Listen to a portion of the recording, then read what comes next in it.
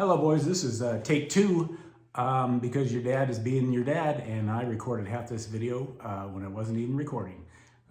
So anyway, here we are. You got to see in one of the previous videos just a little glimpse of my Snap-on calendar. I said I'd make a video about that. I haven't thought about how I can make a larger video about the Snap-on calendars, and inspiration struck me. So let's start with the Snap-on calendars. These are them. These are the calendars I got from the Snap-on tool guy who would come by our shop every Thursday and sell us tools. You'll see those Snap-on trucks even today driving around Phoenix. They go to mechanic shops and they sell tools to the mechanics there.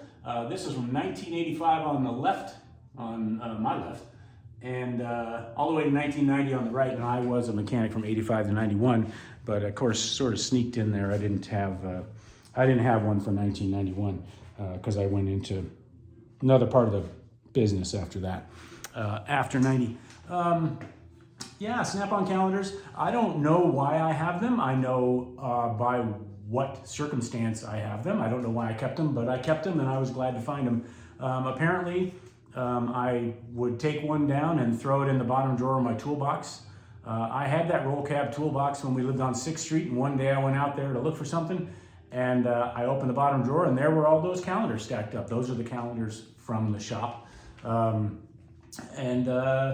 kept them all this time, and so when I got this shop, I put them up. They actually were up in the little shed I had on the San Juan house, but now I've got them all. I've got them all there. So that's pretty much about the Snap-on calendars. But I was thinking about it, like, how can I talk a little bit more about Snap-on calendars and pretty girls and all that stuff. And I thought about that maybe you might ask me a question, and that question might be, Dad, what kind of hotties did you know when you were growing up? So I'm going to answer that question today. So I've lived in 5 places. I say 5, and I'm going to list them, and I hope it adds up to 5. So Mason City, Iowa, Minneapolis, Minnesota, Houston, Texas, Chicago, Illinois, and Phoenix. So that's 5. Good. Nice. I can do math. I'm going to pick a hottie from every one. Every one of these hotties is an unrequited crush except for one. And the first one was Mary McManigal. Mary McManigal was in my kindergarten class. I'm going to say some things, and you're going to think, Dad, you're talking about a kindergartner, but I also was a kindergartner.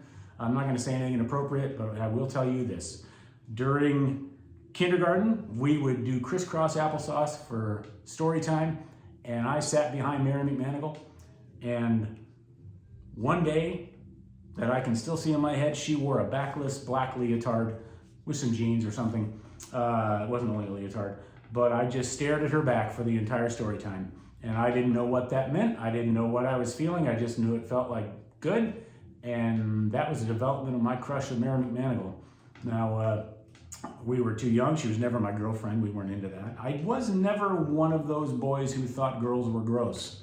So I was, 5 in kindergarten. I certainly thought girls were pretty great.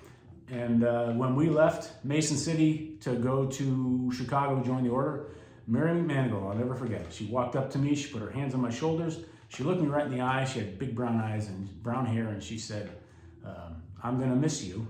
And boys, I was 7 years old and I almost fainted. I remember that to this day. I think about Mary McManigal the way Charlie Brown thinks about the little red-haired girl. You may be familiar with that, you may be not. Look it up, Google the little red-haired girl if you don't know what that's about. But she was just my first crush. And then we left and we went to Minneapolis. And in Minneapolis, Minnesota, I went to the Whittier Elementary School in Minneapolis. And the girl I had a crush on there was Monica. She was pretty, never had a crush on anybody that wasn't pretty. She was a pretty girl, and all the girls used to chase me at recess. I was very cute. And they chased me around, pinched me, try to kiss me. Sometimes they kissed me. Monica, I don't think ever did. But she was in my homeroom class. There was all homeroom then. We never left. We never moved out of our rooms to go to different classes like you do in high school. But Monica gave me a Valentine's card, must have been 1974, and she wrote Monica on it, and I will remember this to my dying day. I said, hey, you forgot the H. because I thought her name was Harmonica. So anyway, she said there's no H in my name, and we moved on. And I moved on to Houston, Texas. Houston, Texas, 1975, Leah Knowlton. Oh my gosh, did I have a crush on her. She was a bit older than me, probably 4 years older than me. Oh, what a vision. I still didn't know what was going on with me. I was 9 years old. There wasn't anything going on with me except I sure liked pretty girls. And Leah Knowlton was a pretty girl, and she was the girlfriend of one of my friend's older brothers. His name was Lee. He was the coolest dude ever. He had a beard, he had long hair, he rode a motorcycle, and Leah Knowlton would be on the back of that motorcycle. Leah Knowlton, that's one of the hotties I knew. So then we left Houston and went to Chicago. And in Chicago, you guys might have heard this name from me before because she made such an impression. Rosa Santiago. She was a Puerto Rican girl who went to our school. She was, all I can think when I think of Rosa Santiago is boom, because she was boom everywhere. She was tall. She had long black hair. She was big in the places that a girl shouldn't be big, but a woman can be. Yeah, that was a maybe an awakening. I don't know, but yeah, Rosa Santiago. Rosa Santiago had very thick glasses. Didn't matter. She was gorgeous. She was beautiful. All the boys liked her. Yeah, that's Chicago. A couple other crushes in there. I never talked to Rosa. She scared the shit out of me because she looked like she didn't deal with any nonsense from Gringo, some dumb white boy. And then we moved to Phoenix. And the girl I had an unrequited crush on was Kim Waugh, W-A-U-G-H. She was the first girl I saw when I went to Central High School to register. She was just this sun-kissed California girl. Oh my goodness. She wore dolphin shorts and a tight tank top. You should look up dolphin shorts from 1985. You'll see what I'm talking about, just to give you a sense of what I was looking at. Beautiful, beautiful girl. Never spoke to her, hardly. She was a few years later, she was in my history class. And even my stupid ass could tell she was attracted to me at that time. So I was a senior then maybe. Never said a word to her. My self-esteem was so low, I thought there's no way she's actually looking at me. I look back now and yes, she was. A few years later, my buddy Andy his name was Andy, working at Winchell's Donuts, and I came to visit him late one night, and while he was cooking donuts, we decided to see if we could find her in the phone book. We called every Waugh in the Phoenix phone book, never did find her. So that was the end of it.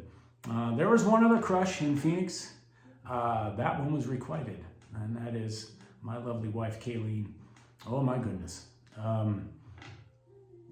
Hard to describe my feelings as a grown man after 22 years of marriage, 21 of which were very happy, to see this woman who'd taken an interest in me. We went our first date. I met her at Timo, which at that time was Bomberos.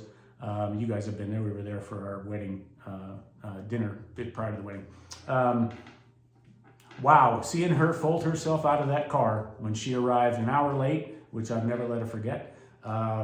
She got out of that car, and boys, I literally said to myself, I can still hear myself mumbling, holy fuck. And this was a woman that was interested in me.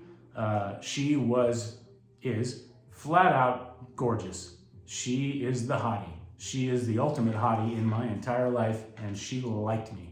And she agreed to marry me. And I am a lucky son of a bitch. I remember spending some time early on when we weren't together and I had you boys at home thinking about, God, how beautiful she is. And at that time, I was reading a lot of blogs, a lot of different types of blogs. One of the blogs I was reading was by an escort, a very high-priced escort, who was an excellent writer. She wouldn't have gotten my attention if she wasn't an excellent writer. And she'd write about her experiences. And she wrote about an experience of going to a party. She's paid to be there. And she was sitting in a hot tub with a bunch of people, and there was another woman there, not an escort, but and that woman was absolutely gorgeous. This is what she wrote. she wrote about how beautiful she was, and then she said something I will never forget. And the instant I read it, I was reading it at the time that I was dating Kayleen, it definitely stuck with me about Kayleen. And she wrote about this woman, with all these men swarming around this woman. She wrote, and they all looked at her and could only see what she looked like and had no inkling of what a wonderful person she was. And that's what I think about Kayleen, is as sexy as she was, as beautiful as she was, I don't think very many men in her life realized what a wonderful person she was. And I'm lucky to have her. And that she loves me is a point of pride for me every day. That's all. That's all I have today. Yeah. You asked me about my Snap-on calendars. That's what you asked me today. And that's my answer. Love you, boys. Bye.